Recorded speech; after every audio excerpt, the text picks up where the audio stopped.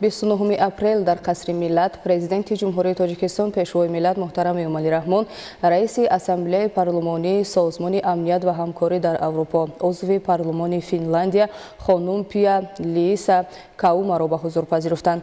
Дар мулоқот ҳолати кунунӣ ва дурнамои маҷмӯи ҳамкории Тоҷикистон бо Созмони амният ва ҳамкорӣ дар Аврупо аз ҷумла робитаҳои байнипарлумонӣ баррасӣ гардид.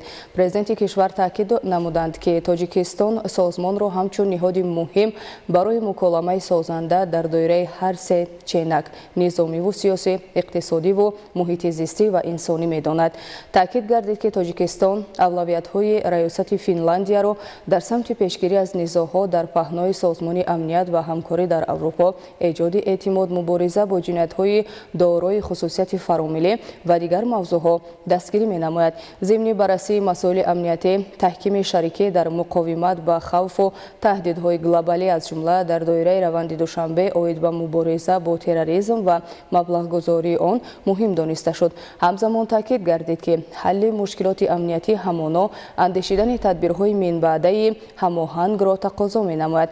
Вобаста ба ченаки иқтисодӣ, муҳити зистӣ, таҳкими ҳамкорӣ барои роҳандозии лоиҳаҳои муассир мутобиқ ба ҳадафҳои рушди устувор, бахусус ҷиҳати тақвияти бахшҳои воқеии иқтисод, беҳбуди зерсохтор ва рушди минтақаҳо мувофиқи мақсад дониста шуд. Масъалаҳои вобаста ба мудирияти захираҳои обиву энергетикӣ, тағйирёбии иқлим ва пешгирии офатҳои табиӣ низ аз ҷумлаи авлавиятҳои ҳамкорӣ номида шуд. Таъмини баробарии гендерӣ, тавсеяи шарикии занон дар ҳаёти иқтисодӣ, иҷтимоӣ ва ҳифзи ҳуқуқу озодиҳои инсон аз мавзӯъҳои мубрами мулоқот буд.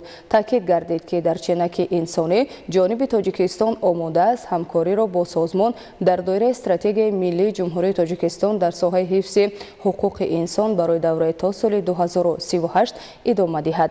Гуфтугӯи судманд ҳамчунин доир ба мавзӯъҳои алоҳидаи байналмилалию минтақавӣ аз ҷумла бартараф намудани буҳронҳои мавҷуда ва эҷоди фазои боварию эътимод дар паҳнои масъулияти Созмони амният ва ҳамкорӣ дар Аврупо сурат гирифт.